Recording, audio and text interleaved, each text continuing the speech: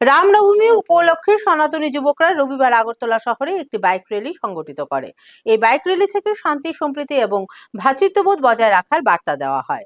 গত বৃহস্পতিবার থেকে শুরু হয়েছে বাসন্তী পুজো।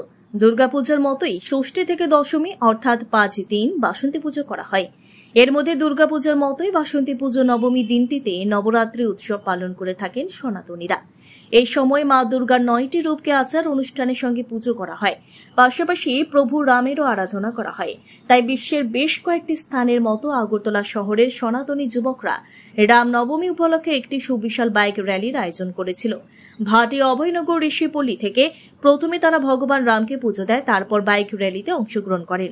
এতে অংশগ্রহণ করেন মোট 80 জন যুবক। তাদের এই বাইক র্যালির উদ্দেশ্যে সকল ধর্মের অংশের মানুষেরা একত্রে যেন থাকতে পারে।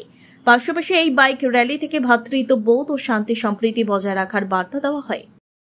আজকে পুরো বিশ্বের কাছে একটি বৃহত্তর দিন। আজকে আমাদের রামজির আবির্ভাব দিবস।